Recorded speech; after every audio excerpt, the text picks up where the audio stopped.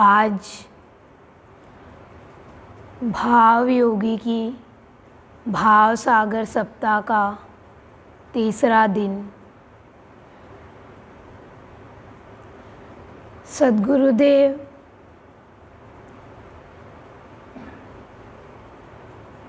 हम बच्चों को भक्ति में क्या भाव देते हैं। हम प्राणी जगती में आए और हम इस जगती में खाने में, पीने में, सोने में, खेल खिलौनों में, बाहर में ही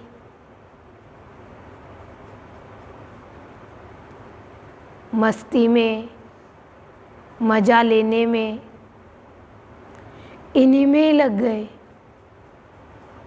और हम जान नहीं पाए कि मनुष्य जीवन हमें क्यों मिला है। हम पहचान नहीं पाए उस जगदीश्वर को कि उस जगदीश्वर ने हमें इस धरा पर भेजा है अपनी भक्ति के लिए। तो संसार में रहकर हमने क्या भक्ति जानी। हमने यही भक्ति जानी कि कोई शिवालय में गया है, शिव जी के ऊपर पानी चढ़ाकर आ गया। कोई हनुमान जी के मंदिर में गया है तो वो प्रसाद चढ़ा के आ गया कि भगवान मैं पेपर देने जा रहा हूँ तो मेरा पेपर अच्छा हो। कोई नौकरी के लिए जा रहा है तो भगवान नौकरी के लिए आज इंटरव्यू है तो अच्छे से अच्छा इंटरव्यू दिला देना जिससे मेरी नौकरी लग जाए। कोई स्त्री गई भगवान के मंदिर में तो भगवान घर में सुख शांति रहे, बच्चे पढ़ लिख के खूब तरक्की करे, पति खूब कमाई करे। अनेक कामनाओं के लिए हम भगवान की भक्ति करते। अपने स्वार्थ के लिए सिर्फ भगवान को याद करना, बस इसी भक्ति का पता था कि कामना पूर्ति हो जाए। कोई शरीर में रोग है तो रोग से छुटकारा मिल जाए। कोई जीवन में दुविधा चल रही है, कोई संकट आ रहा है तो वो संकट खत्म हो जाए। धन की कमी है तो वो धन की कमी पूरी हो जाए। अनेक इच्छाएं, अनेक कामनाएं लेकर हम भगवान के पास जाते, सिर्फ स्वार्थ की भक्ति करते रहते। लेकिन जब गुरु मिला, वो भी भावयोगी संत, तब गुरु की भक्ति में जाना कि संसार में आए और उस जगदीश्वर को नहीं जान पाए, जगत में आके उस जगत पिता को, उस जगत पति से अपना नाता नहीं जोड़ा, तो मनुष्य जीवन में क्या किया फिर।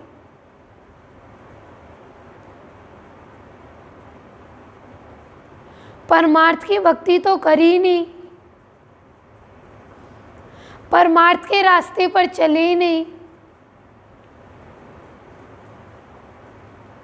भलाई के रास्ते पर चले ही नहीं, हित का कार्य कोई किया ही नहीं।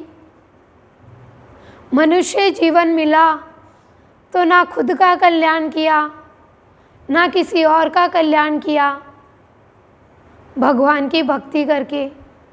तो क्या मनुष्य जीवन बस खुद की उदर पूर्ति होती रहे इसी के लिए मिला है क्या।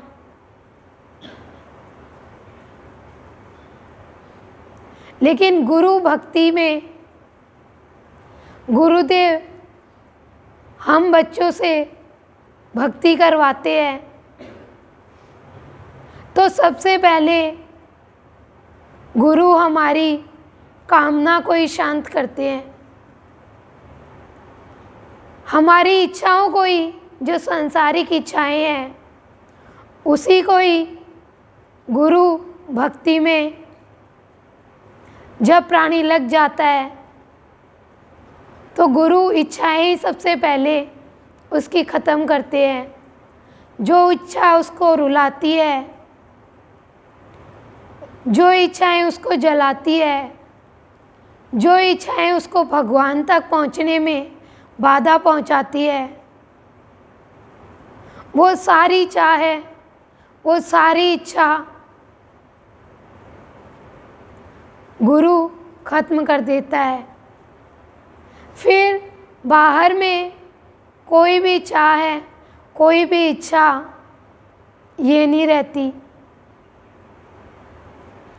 फिर तो सात्विक इच्छा गुरुदेव अपनी भक्ति में प्रकट करते हैं कि मुझे मनुष्य जीवन मिला है तो मुझे भगवान की भक्ति करके भगवान को खुश करना है। मुझे इस मनुष्य जीवन में खुद का भी कल्याण करना है भगवान की भक्ति करके, और औरों को भी भगवान की भक्ति में लगा करके औरों को भी कल्याण के पथ पर चलाना है। तो जब संत की भक्ति करते हैं, संत के सत्संग में आते हैं, तो सबसे पहला गुण गुरुदेव हम बच्चों को यही देते हैं कि भक्ति पर, भक्ति के रास्ते पर जो जो भी चले हैं उन्होंने धैर्यता को धारण किया है, उन्होंने पूर्ण रूप से सहन शक्ति अपने अंदर में रखी है। अगर हमारे अंदर में सहन शक्ति नहीं है तो हम भक्ति के रास्ते पर नहीं चल सकेंगे। कोई हमें थोड़ा सा भी कुछ कह देगा कि ओहो अभी क्या उम्र है क्या भक्ति की, अभी तो खेलने की, खाने की, मनुष्य जीवन में बाहर में ही सब कुछ करने की उम्र है, भक्ति तो बुढ़ापे की चीज़ है।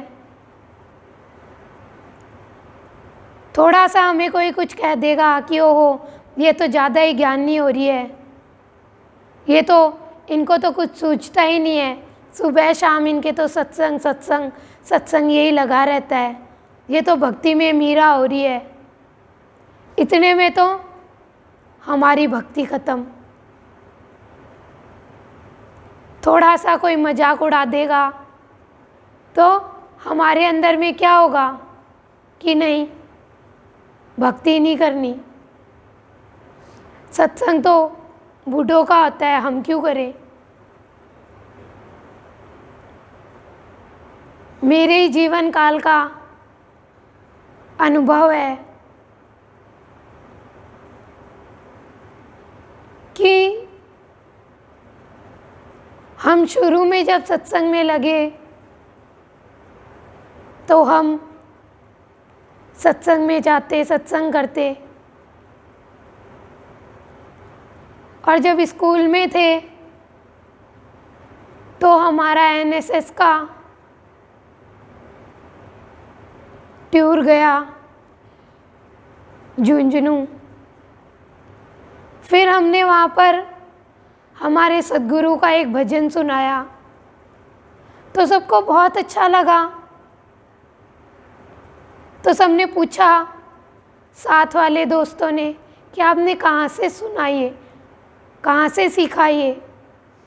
तो हमने कहा हम सत्संग में जाते हैं। तो दोस्त मजाक उड़ाने लग गए कि इतनी छोटी सी उम्र में जब तो 8th क्लास में ही थे। इतनी छोटी सी उम्र में क्या भक्ति हुई, क्या सत्संग हुआ। सत्संग तो बुढ़ापे की चीज़ है। तो हमारे अंदर में सहन शक्ति नहीं थी ना, सत्संग की महिमा को, सद्गुरु की भक्ति की महिमा को जाना नहीं था, तो सत्संग छोड़ दिया। साल भर निकल गया, सत्संग नहीं गए। फिर एक दिन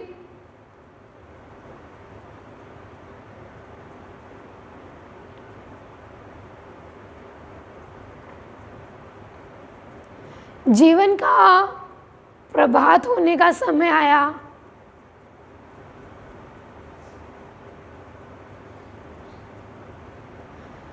तो गुरु माँ स्वयं घर पर बुलाने के लिए आए।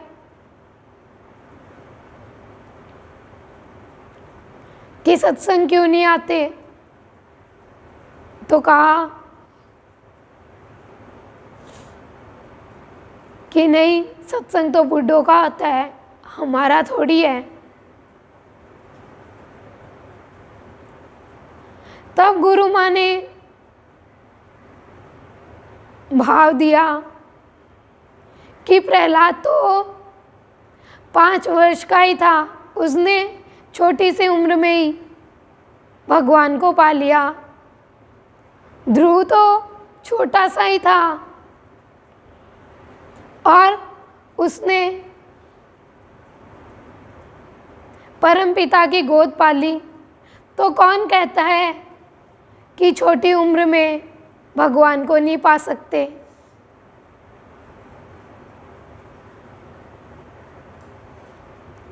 और वो बात संत की बताई हुई ऐसे लग गई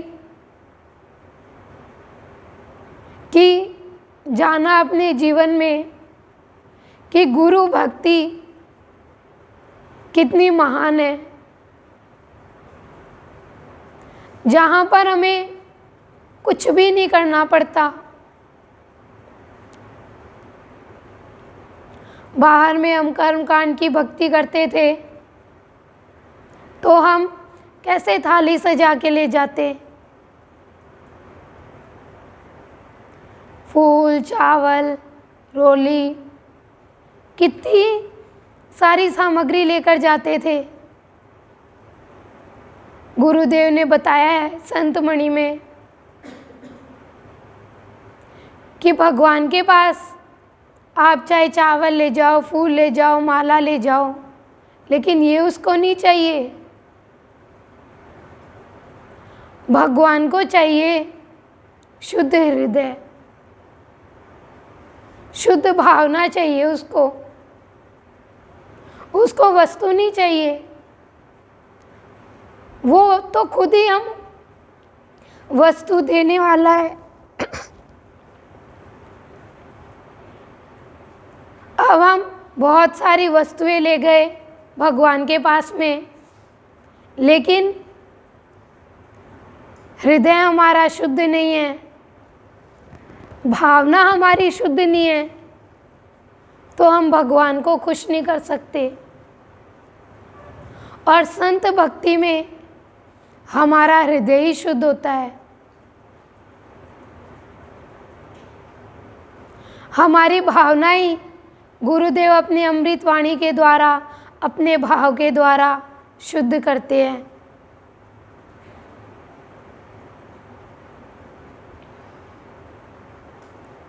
गुरुदेव हमें सत्संग में बुलाकर यही समझाते हैं कि हमें भक्ति में आगे बढ़ना है। भक्ति के माध्यम से भगवान को पाना है, तो 3 चीज़ हमें ख़त्म करनी पड़ेगी।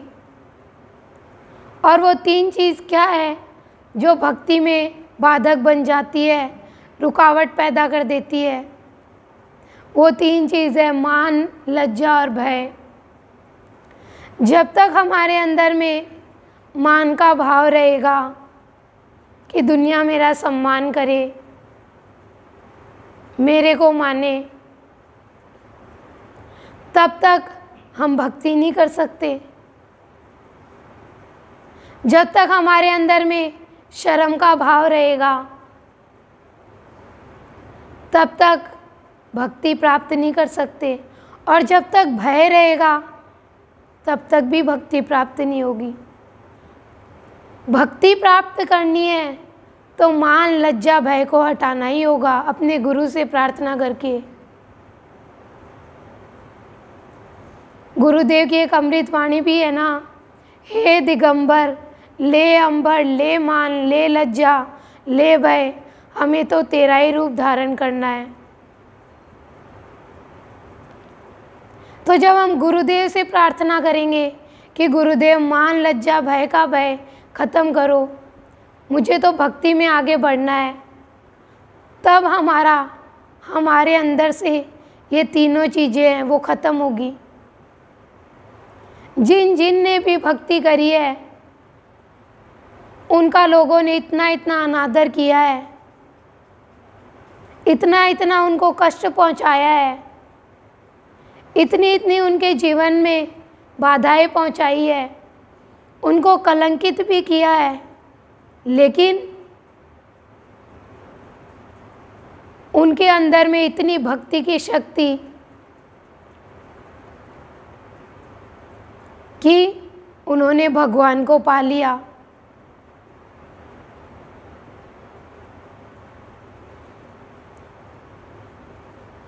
लाइन भी है ना, भक्ति की शक्ति को दुनिया ना समझ पाती, भक्ति में वो शक्ति है जो प्रभु को ही बुला लाती। दुनिया नहीं समझ पाएगी कि भक्ति में क्या शक्ति होती है, लेकिन भक्ति में वो शक्ति है कि भगवान को ही बुला लाएगी। लेकिन गुरुदेव अपनी जीवनी में कहते हैं कि अगर हम बाहर की भक्ति कर रहे हैं, दिखावे की भक्ति कर रहे हैं, तो फिर हम कुछ भी प्राप्त नहीं कर सकेंगे। अपनी प्रशंसा के लिए, अपनी बड़ाई के लिए, अपने आप को दिखाने के लिए भक्ति कर रहे हैं, तो हमें कुछ भी नहीं मिल सकेगा। भक्ति हमारी हो, लेकिन भीतर की भक्ति हो। वाणी विलास की भक्ति नहीं हो कि वाणी से 2 शब्द बोल दिए और बड़े बन गए हम। भक्ति तो रावण ने भी करी थी, लेकिन क्या किया उसने? ऋषि मुनियों को परेशान कर रहा है, सता रहा है, भगवान के भक्तों को उसने परेशान कर दिया। तो ऐसी भक्ति का क्या औचित्य है जिसमें किसी की हम हानि कर रहे हैं, किसी को हानि पहुंचा रहे हैं, किसी का बुरा कर रहे हैं।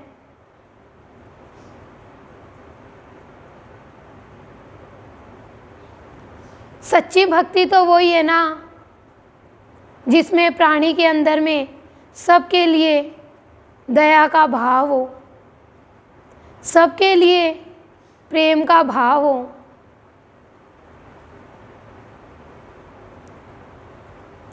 भक्ति करी विभीषण ने भगवान की, राक्षस कुल में पैदा होकर भी, और आज विभीषण भगवान राम की भक्ति करके अमर हो गया। भक्ति थी हनुमान जी की, जो भगवान के कार्य में दिन रात लगे रहे। उन्होंने कुछ भी नहीं देखा,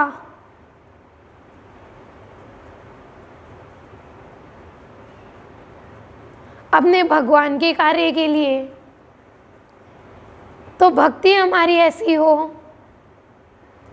कि जिसमें सिर्फ हमारा एक भगवान ही हमारे लिए सर्वोपरि हो।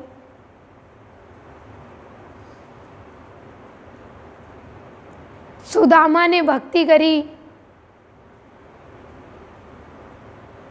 कृष्ण की, तो उनका ध्यान ही नहीं है कि मैं गरीब हूँ क्या, मेरे को खाने को नहीं मिल रहा है क्या। और हम भक्ति करें, और अगर हमारे को भगवान धन नहीं दे, हमारे जीवन में हमें सुख सुविधा नहीं दे, तो हम भगवान को ही छोड़ देंगे कि भगवान तो कोई काम का ही नहीं है। इतने दिन मेरे को भक्ति करते हुए हो गए, लेकिन मेरे को क्या मिला? मैं तो अभी तक गरीबी में ही जीवन यापन कर रही हूँ। मेरे तो जीवन में इतने दुख कष्ट परेशानी चल रही है। गुरु माँ कहते भी है, हम सांसारिक उपलब्धियों से भक्ति को तोलना चाहते हैं, बहुत गलत करते हैं हम ये। सांसारिक उपलब्धियों से अगर हम भक्ति को तोलते हैं, तो इसका मतलब हमारी जो भक्ति है वो संकीर्ण भक्ति है। हमारी भक्ति एक दायरे में बंधी हुई है बस। भक्ति ऐसी हो कि भगवान भी हमारे बिना रह नहीं सके।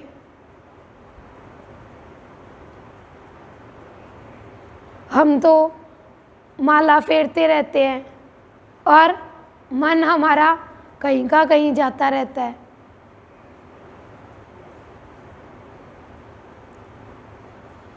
तो गुरुदेव तो हमें यही कहते हैं ना अपनी भक्ति में, कि मन की माला इस श्वास से है ना, इसी को ही माला बना ले हम।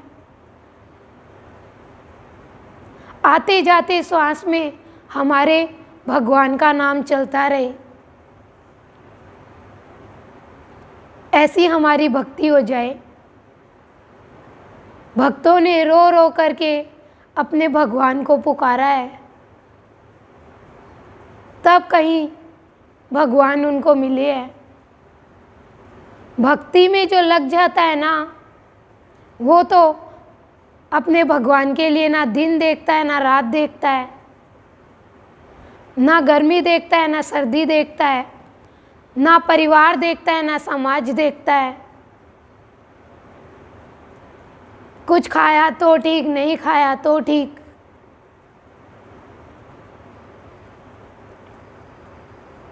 तो गुरु की भक्ति सबसे निराली, पिलाती है भावों की प्याली, पाप संताप सारे हटाती, गुरु की भक्ति सबसे निराली। कितना बड़ा गुरु माँ का भाव रहा है, जो कह दिया कि गुरु की भक्ति सबसे निराली और भावों की प्याली पिलाती है गुरु की भक्ति, जिसमें कोई भी अभाव, कोई भी दुख, कोई भी चिंता, कोई भी परेशानी, कोई भी कष्ट प्राणी को नहीं सताता। पाप और संताप सारे मिटा देती है गुरु की भक्ति। जितना भी हमारा खराब प्रारब्ध है, जितनी जितनी हम गुरु की भक्ति करते जाएंगे, वो सारा हमारा गलता जाएगा पूरा प्रारब्ध, और हमारा जीवन सुंदर सुनहला बन जाएगा। तो भावयोगी संत हमसे क्या चाहते हैं कि हम सरल बने। भक्ति में यदि कपट का भाव है, तो भगवान तो पहचान जाएंगे ना। काल नेमी राम राम राम की माला जप रहा है, हनुमान जी संजीवनी बूटी लेने जा रहे थे, तो सोचा ये तो मेरे भगवान का भक्त है। लेकिन जैसे ही हनुमान जी ने पहचाना कि ये तो ऊपर ऊपर से भगवान का नाम ले रहा है और ये तो मेरा रास्ता रोक रहा है, तो हनुमान जी ने उसको एक धुस्सा मारा।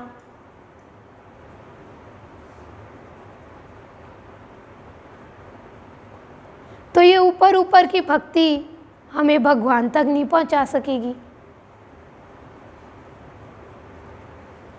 भगवान तक तो वही भक्ति पहुंचा सकेगी जो भीतर की होगी।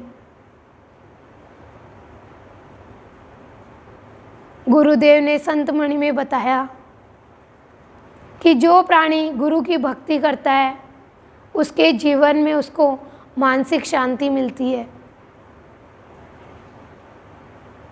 उसको सांसारिक झंझटों से, कष्टों से छुटकारा मिलता है। लेकिन इसके लिए हमें भगवान का नाम लेना पड़ेगा।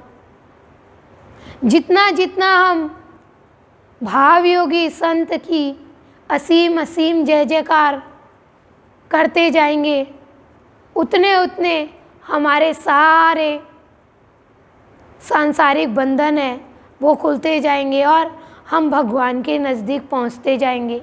मानसिक शांति हमें मिलती जाएगी, कष्टों से छुटकारा है वो मिलता जाएगा।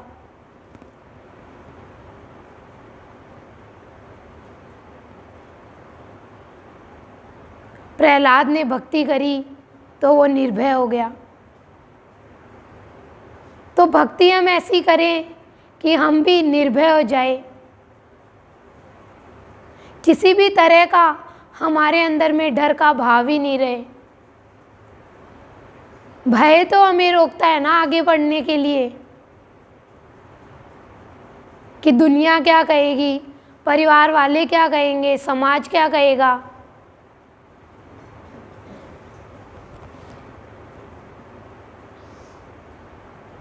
और जब हमारे अंदर में गुरु के लिए, गुरु को पाने के लिए भाव जग जाएगा, लगन लग जाएगी, तो फिर हमारा ध्यान ही नहीं जाएगा कि कौन हमारे लिए क्या कह रहा है। फिर तो गुरुदेव की अमृत वाणी है ना, भक्ति की शक्ति को भक्त जाने या भगवान, अन्य अन्न को भसते हैं, शरीर यूं ही तसते हैं। कि भक्ति की शक्ति को तो या तो भक्त जानता है या भगवान जानता है। ये भक्त की शक्ति भगवान की तो शक्ति है ना, कि आज ये सत्संग सदन हम सब बच्चों को मिला है। ये भक्ति की शक्ति का प्रत्यक्ष प्रमाण है। भक्त ने भगवान की भक्ति करी तो भगवान भी रह नहीं सका भक्त के बिना।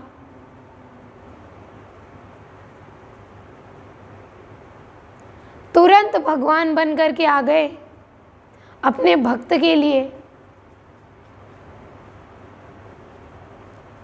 और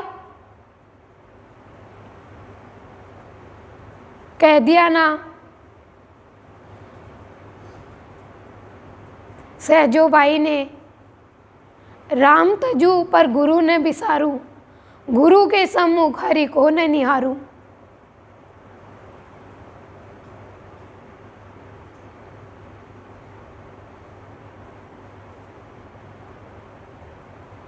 तो आज भक्ति की गंगा में हम बच्चों को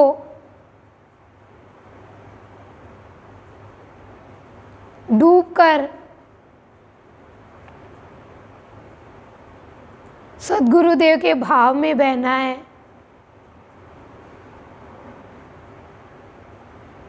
सद्गुरुदेव हम बच्चों को ये भाव देते हैं कि हर प्राणी के प्राणों में प्राणपति का वास है, लेकिन प्राणी उस प्राणपति को पहचान नहीं पाता, जान नहीं पाता, जब तक कि प्राणी संत की भक्ति नहीं करता। मधुरता का भाव भगवान की ओर गति कर देता है, भगवान की ओर हमें आगे बढ़ाता है।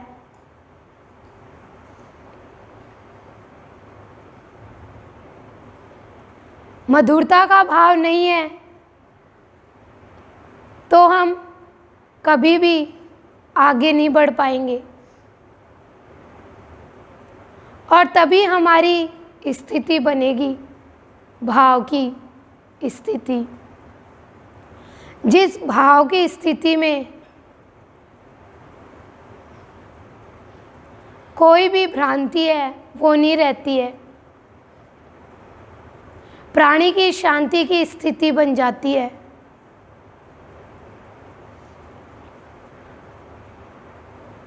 क्योंकि जब तक प्राणी के अंदर में भ्रांति रहेगी, भ्रम रहेगा, प्राणी भूल पर भूल, गलती पर गलती करता जाएगा और अपने जीवन में हताश और निराश होता रहेगा। क्योंकि भूल करेंगे, गलती करेंगे तो दुखी तो होंगे ही ना।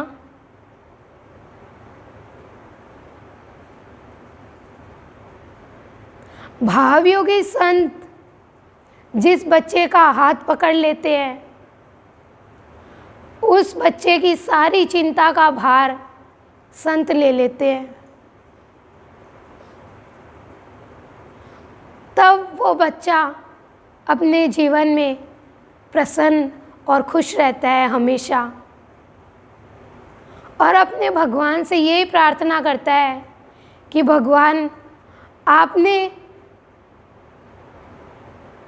मेरा दुख चिंता का भार लिया है तो मैं आपसे यही प्रार्थना करता हूँ कि अब आप मुझे प्रत्यक्ष रूप में दर्शन दो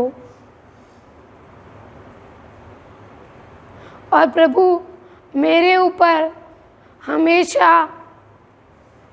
अपनी कृपा बनाए रखना। तो आज हमें सद्गुरुदेव अमृतवाणी के माध्यम से क्या समझाना चाह रहे हैं, हम भक्ति की गंगा में डुबकी लगाते हैं। अब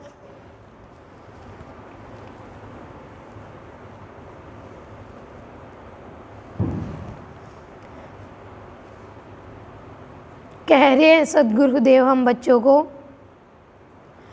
भाव और प्राण इतने मधुर क्यों?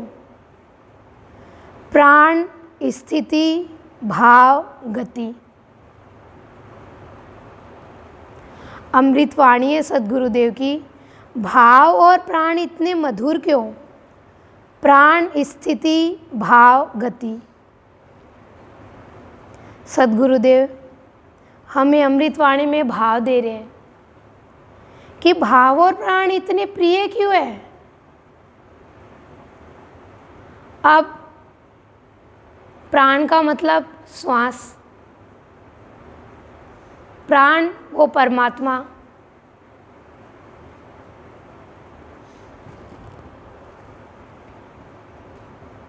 जब हमारे अंदर में प्राण रहेंगे, प्राणों में भगवान का भाव रहेगा तो हम भाव में उन्नति करते जाएंगे, आगे ही आगे बढ़ते जाएंगे, ऊंचाई की ओर पहुंच जाएंगे हम। और प्राणों में हमारे भाव नहीं है तो हमारी स्थिति अच्छी नहीं बनेगी। जिस प्राणी के प्राणों में भगवान का भाव है वो ही प्राणी की स्थिति है, वो शांति की, प्यार की, भाव की स्थिति है, आनंद की स्थिति उसकी बन पाएगी। नहीं तो भाव अगर हमारा खराब है, अच्छा नहीं है तो हम भगवान तक नहीं पहुंच पाएंगे। भाव हमारा दुष्ट भाव है खराब भाव है तो हमारी गति यानी मुक्ति हमें नहीं मिल पाएगी। हम भगवान की ओर, भक्ति की ओर आगे कभी भी नहीं बढ़ पाएंगे। तो गुरुदेव कह रहे हैं, भाव और प्राण इतने मधुर क्यों? प्राण, स्थिति, भाव, गति, कि जब हमारे प्राणों में सिर्फ एक इष्ट का ही भाव रहेगा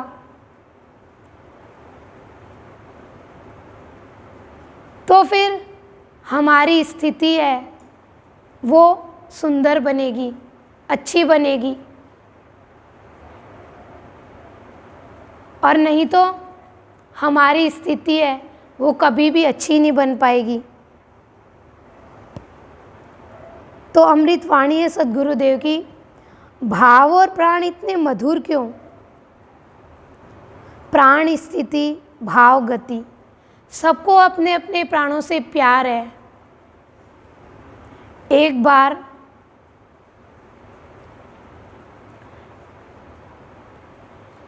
नारद जी भगवान विष्णु से कहते हैं कि भगवान इस धरती लोक पर देखो ना, कितने लोग दुखी हो रहे हैं, परेशान हो रहे हैं, कैसे इनकी जो अवस्था है वो दयनीय अवस्था हो रही है, तो आप कुछ करो ना।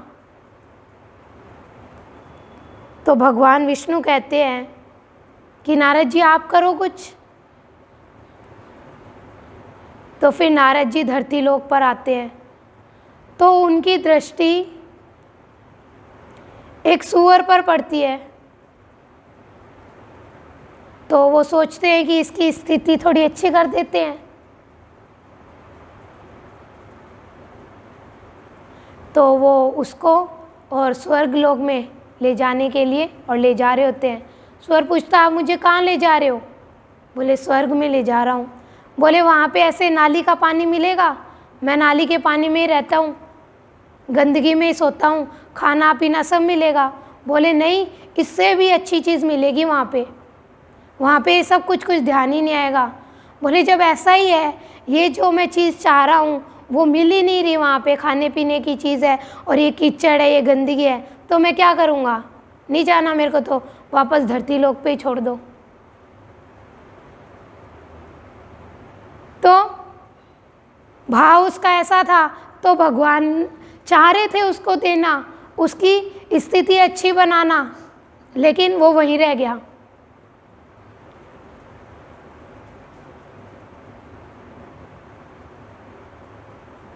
तो यही है, हमारा भाव अगर अच्छा होगा, हमारे भाव में गति होगी, उन्नति की ओर हम बढ़ना चाहेंगे, तो ही हमारे जो प्राण हैं वो सद्गुरु के चरणों में स्थित हो पाएंगे और हमारी स्थिति है वो अच्छी बन पाएगी।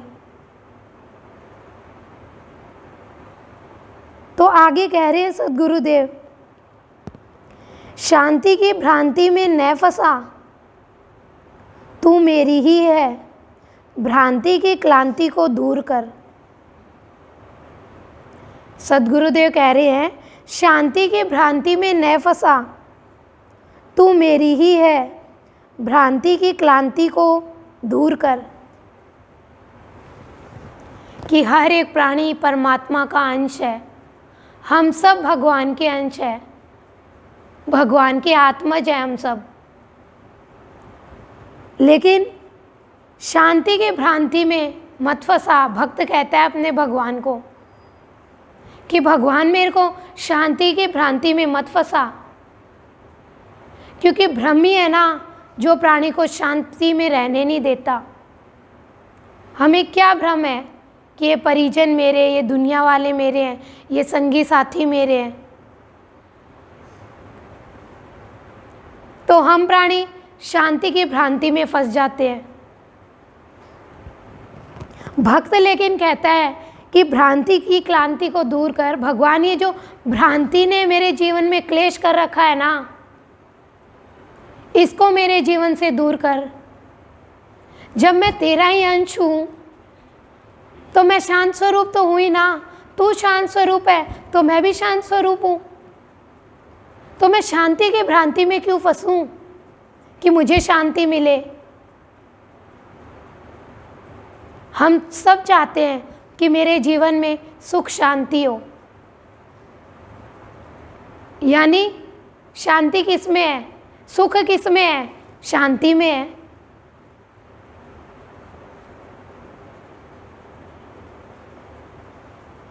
और अशांति में क्या है? दुख है। लेकिन हम सुख के लिए क्या कहेंगे? पंडित जी के पास जाएंगे कि पंडित जी घर में ये दुविधा चल रही है, परेशानी चल रही है, आप दूर करो। पंडित जी हमें क्या कहेंगे कि ये व्रत कर लेना, ये पूजा कर लेना, ये पाठ कर लेना, ऐसा ऐसा सब कर लेना। ठीक है, लेकिन फिर भी शांति तो नहीं मिली। क्यों? क्योंकि भ्रम बना ही रहा कि मेरा ये काम सफल होगा कि नहीं होगा।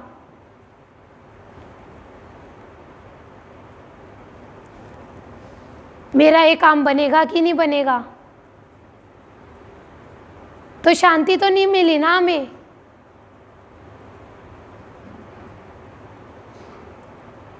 हम कहीं कोई अच्छे कार्य के लिए जा रहे हैं और हमें गाय है वो बाएं मिल गई, तो हमने हमारे अंदर में आ गया कि हाँ मेरा काम अच्छा हो जाएगा, मुझे मेरे कार्य में सफलता मिल जाएगी। लेकिन सफलता मिलना है, सफलता मिलना ये तो प्राणी के प्रारब्ध के अनुसार मिलती है, उसके कर्म के अनुसार मिलती है। लेकिन हम प्राणी भ्रांति की क्लांति को दूर नहीं करना चाहते। भ्रांति की क्लांति यानी क्लेश क्या है हमारे जीवन में कि ये मेरा अपना है, ये पराया है, मैं मेरा तू तेरा, ये सब भ्रांति की क्लांति है। तो जब भ्रांति की क्लांति हमारे जीवन से दूर हो जाएगी तो फिर हमें स्वतः ही शांति मिल जाएगी। गुरुदेव कह रहे तू मेरी ही है, शांति है ना वो मेरी ही है, मेरी बनाई हुई है। लेकिन जब भ्रांति हमारे जीवन से खत्म होएगी, भ्रम संशय दूर होगा ना, तभी हमें शांति की प्राप्ति होगी।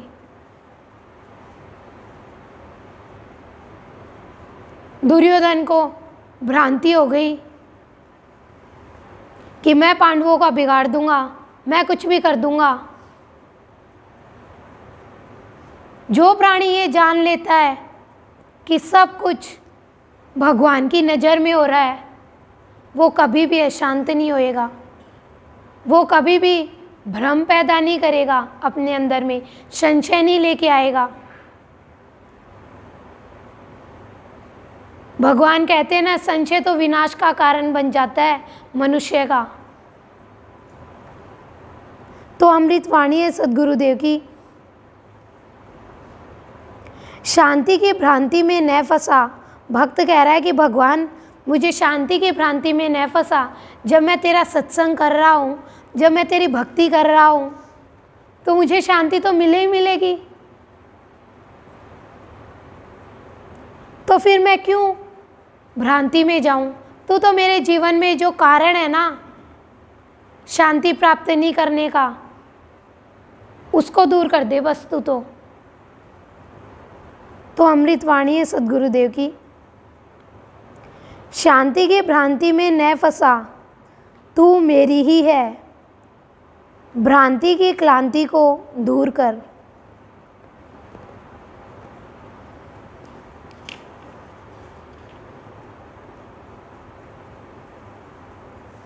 आगे कह रहे हैं सद्गुरु हमें,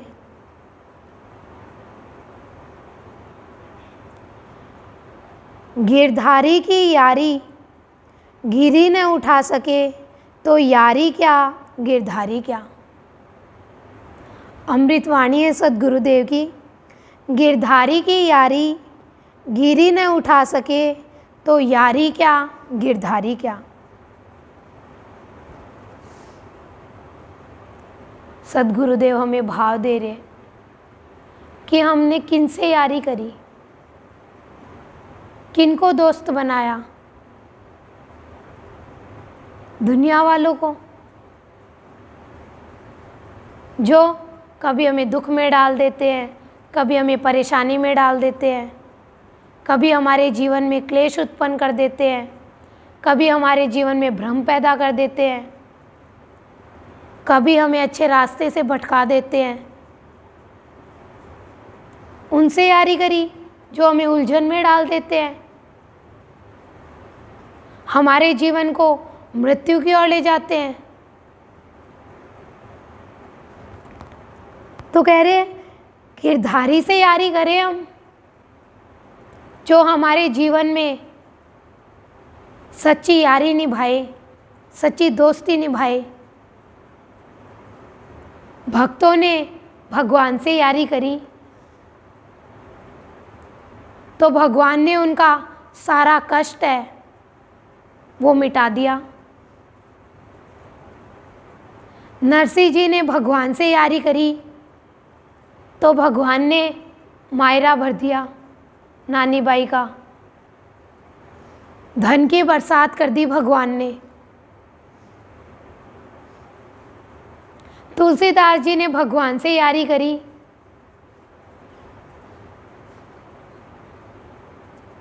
रैदास ने भगवान से यारी करी, मीराबाई ने भगवान से यारी करी, प्रहलाद ने भगवान से यारी करी, सुदामा जी ने भगवान से यारी करी। तो भगवान से जो यारी करता है, भगवान उनका सारा भार उठा लेते हैं। उनके जीवन में कोई भी दुख का, चिंता का, परेशानी का भार है वो नहीं रहने देते। उनका जीवन तो सुगम बना देते हैं एकदम।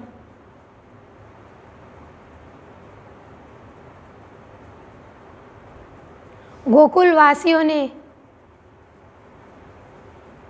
भगवान से यारी करी तो भगवान ने गोवर्धन पर्वत उठा लिया और इंद्र से बचाया उनको, जो बरसात कर रहा था। तो यारी करे तो ऐसे से करे ना,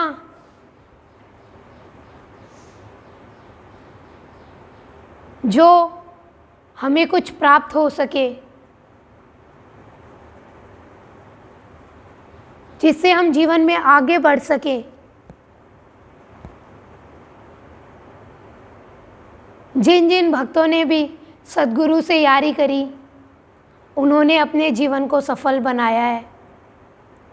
और जब हम भी सद्गुरु से यारी करेंगे, दोस्त सद्गुरु को मानेंगे, तो सद्गुरु है वो हमारा भार उठाते हैं, हमें दुख में दुखी नहीं होने देते, परेशानियों में भी हमें एकदम फूल के समान हल्का बना के रखते हैं। सारा भार सद्गुरु हमारा अपने ऊपर ले लेते हैं और हमें इस जीवन में खुशहाल जीवन देते हैं हमें। तो भगवान ने गोवर्धन पर्वत उठाया तो उनका गिरधारी नाम पड़ा। तो सद्गुरु हमें यही कहते हैं कि गिरधारी से यारी हम करेंगे तो वो गिरधारी हमें, जैसे अर्जुन को उसने महाभारत का युद्ध जिता दिया, अर्जुन के रथ का सारथी बन गया, वो द्रौपदी की लाज बचा दी उसने, क्या क्या नहीं किया उसने अपने भक्तों के लिए। दुर्वासा ऋषि से बचा दिया,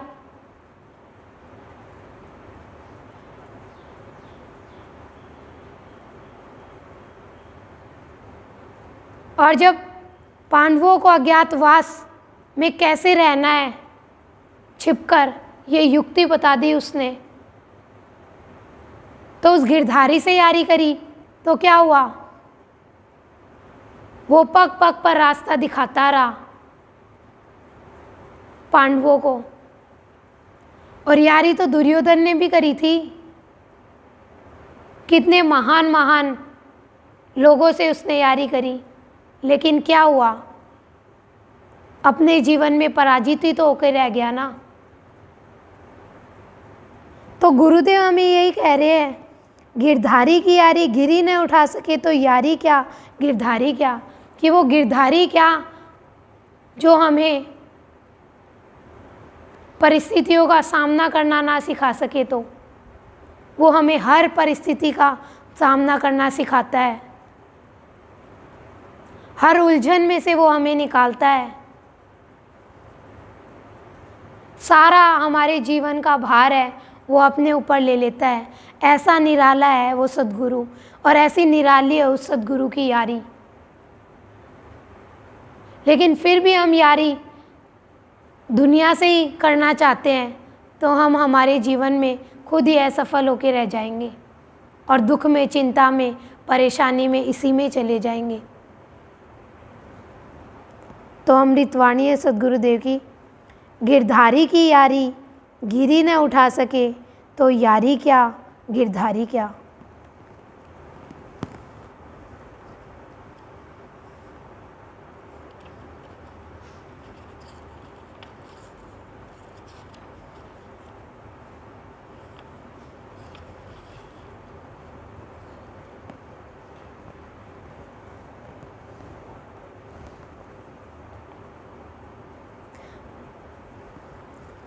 आगे सद्गुरुदेव की अमृत वाणी है, उदासी तो तुम्हारी दासी है, उदास बने उदासी के दास बने, प्रभु दास सदा प्रसन्न, चूक नहीं हुक नहीं। अमृतवाणी है सद्गुरुदेव की, उदासी तो तुम्हारी दासी है, उदास बने उदासी के दास बने, सदा प्रसन्न, चूक नहीं हुक नहीं। गुरुदेव अमृतवाणी में भाव दे रहे हैं कि उदासी तो तुम्हारी दासी है, कि जो जो भी भक्त भगवान की भक्ति करते हैं,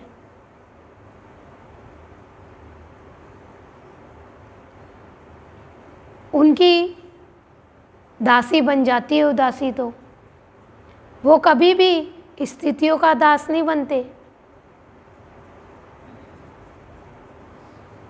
कितना उनके जीवन में लोग उनको परेशान करते हैं,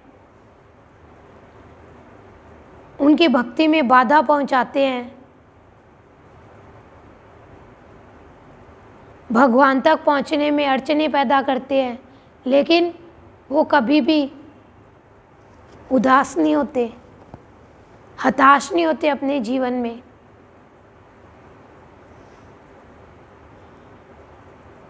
हम प्राणी तो छोटा सा, हमारे मन के मुताबिक कोई काम नहीं होता, कोई बात नहीं होती, तो हम तो उदास हो जाते हैं,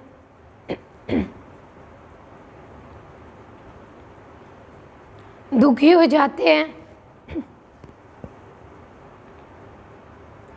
और कह रहे उदास बने उदासी के दास बने, उदासी के दास बन जाते हैं हम। तो थोड़ा सा भी हमारा कोई काम नहीं बनता, या कोई भी हमारे जीवन में प्रतिकूल परिस्थिति आ जाती है,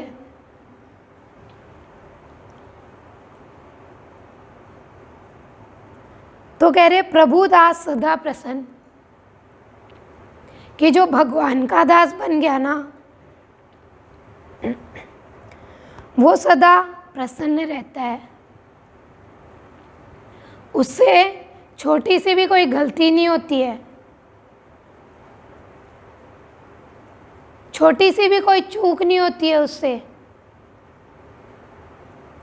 और वो जान लेता है कि मेरा भगवान है, वही सब कुछ का करता है। हर एक कण कण में मेरा भगवान है, वो छिपा हुआ है। हम तो नाम के दास, काम के दास, दाम के दास, इनके दास बने रहते हैं।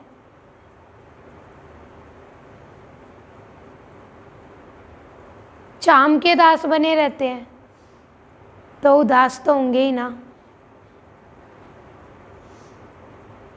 कि संसार में मेरा नाम हो, फिर चाहे मुझे कुछ भी करना पड़े, ज़्यादा से ज़्यादा मैं धन कमाऊं, फिर इसके लिए चाहे कितना भी छल कपट धोखाधड़ी करना पड़े। शरीर के दास बने रहते हैं।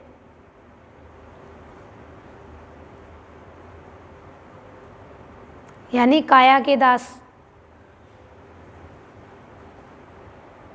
काम के दास बने रहते हैं कि मेरा ये काम हो जाए बस। तो फिर कैसे हमारी उदासी है वो दूर होगी?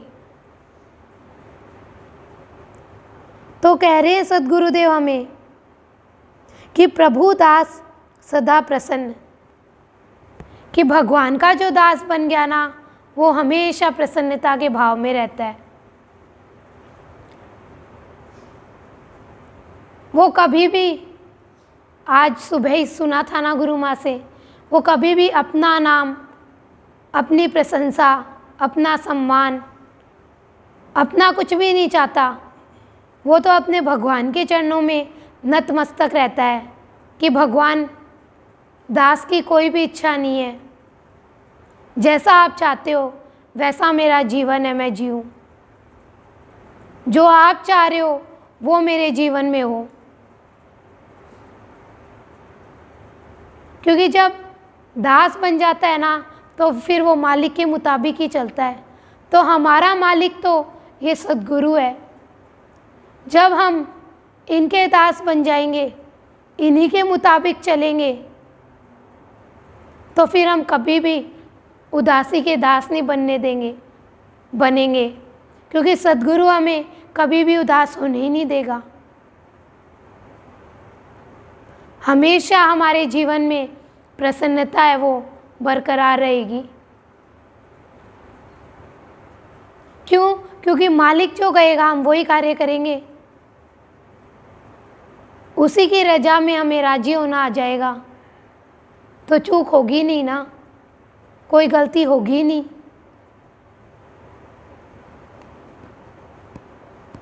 और भगवान को सब जगह देख लेंगे तो फिर कैसे हुक उठेगी उसके अंदर। तो कह रहे हैं उदासी तो तुम्हारी दासी है, उदास बने, उदासी के दास बने, प्रभु दास सदा प्रसन्न, चूक नहीं हुक नहीं।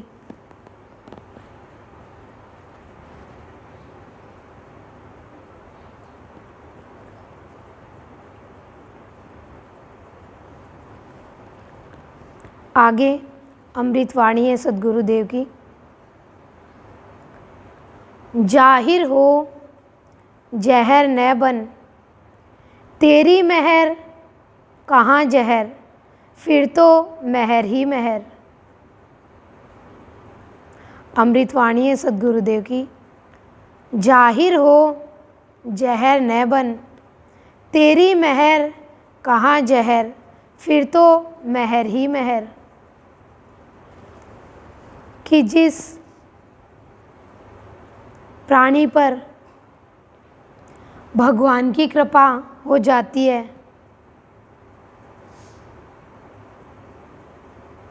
भगवान की मेहर जिस पर हो जाती है, फिर उसके जीवन में जहर नहीं रहता,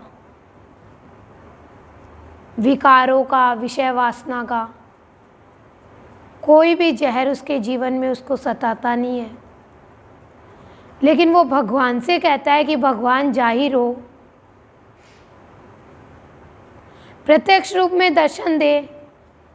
तू क्यों नहीं दर्शन देता? तू क्यों नहीं बात करता? मेरे से क्या गुनाह हो गया कि तू मुझसे बात नहीं करता, तू मुझे दिखाई नहीं देता, तेरा स्पर्श मुझे नहीं मिलता। जाहिर हो भगवान, दर्शन दे मुझे, तेरी मेहर कर मेरे ऊपर। मेरे से कोई गलती हुई है तो वो बता। मेरे अंदर कोई अवगुण है तो वो तू दूर कर, लेकिन भगवान तू मुझसे बात कर, मेरे को दर्शन दे। मीराबाई रो रो कर भगवान को पुकार रही है, कृष्ण को पुकार रही है कि भगवान ये दुनिया बहुत परेशान कर रही है, बहुत तेरी भक्ति में अड़चन पैदा कर रही है, अब तू मुझे अपने में संभाले।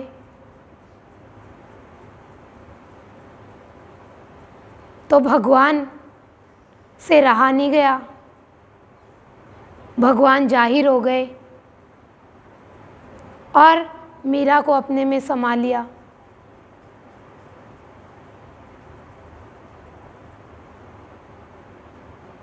लेकिन भगवान के लिए व्याकुलता हो, भगवान की मेहर चाहें हम,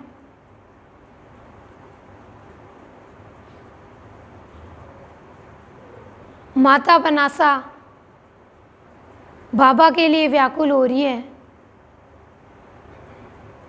परिवार वाले परेशान कर रहे हैं, दुखी कर रहे हैं, खाना भी बंद कर दिया,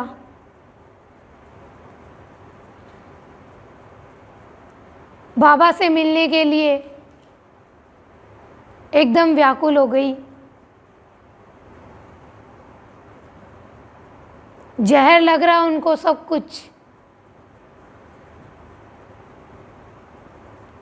कि अगर बाबा जीवन में नहीं मिले तो मेरा ये जीवन है वो तो व्यर्थ है। चाहिए तो बाबा ही चाहिए उनको, एक ही उनके अंदर में भाव कि बाबा चाहिए, खाना मिले चाहे नहीं मिले।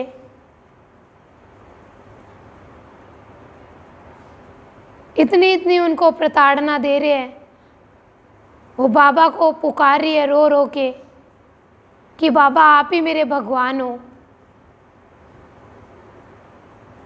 आप ही मेरे सब कुछ हो, अगर आप मुझे मेरे जीवन में नहीं मिलोगे, आप दर्शन नहीं दोगे तो फिर मैं कहाँ जाऊंगी।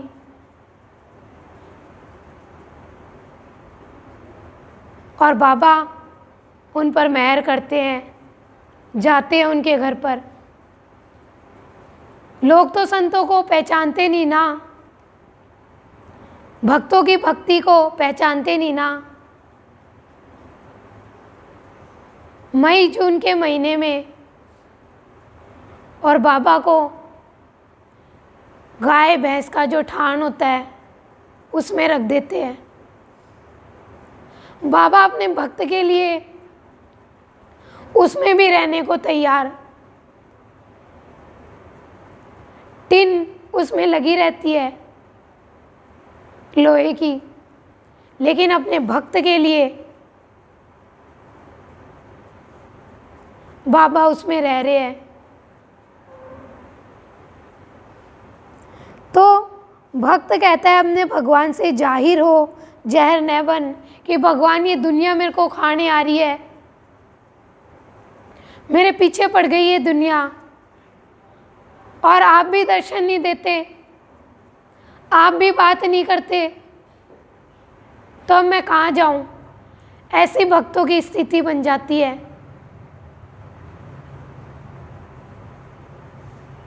सबरी अपने भगवान का इंतज़ार कर रही है,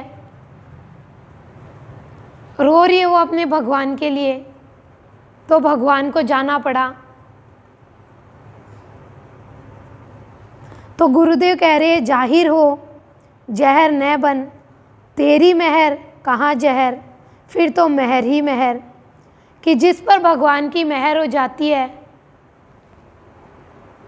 फिर उनके जीवन में ये जो दुनिया की बातें जो जहर के जैसी है वो कोई भी असर नहीं डाल सकती, फिर तो उनके ऊपर मेहर बरसती रहती है उस भगवान की।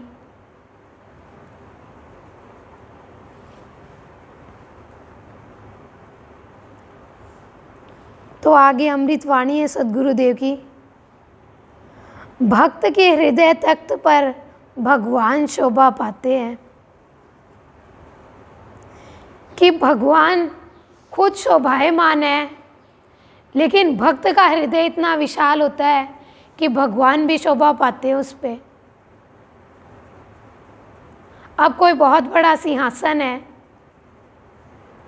उस पर किसी भिखारी को बिठा देंगे तो क्या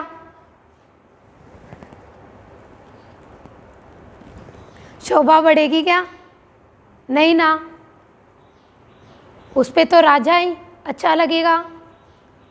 तो वैसे ही जिसका हृदय विशाल होता है ना, महान होता है, जिसका दिल दरिया होता है, उसी के हृदय तख्त पर भगवान है, वो शोभा पाते हैं।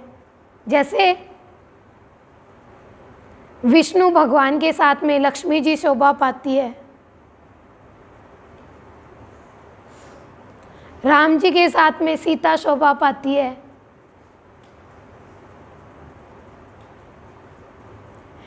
ऐसे ही जो भक्त अपने भगवान के लिए वक्त नहीं देखता, अपना तन मन धन प्राण सब कुछ भगवान के चरणों में न्यौछावर कर देता है, वही भगवान के पास में बैठ सकता है, वही शोभा पाता है।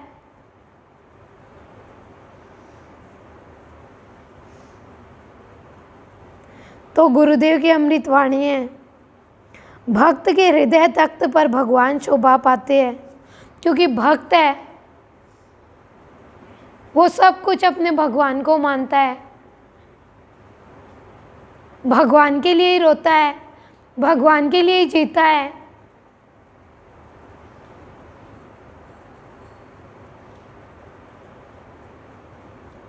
तो भगवान कैसे नहीं उसके हृदय में आकर विराजमान होंगे? भगवान जरूर विराजमान होते हैं उन भक्तों के हृदय में, जो कि भक्त अपने भगवान के लिए सर्वस्व न्यौछावर कर देते हैं। तो अमृतवाणी है सद्गुरुदेव की, भक्त के हृदय तख्त पर भगवान शोभा पाते हैं।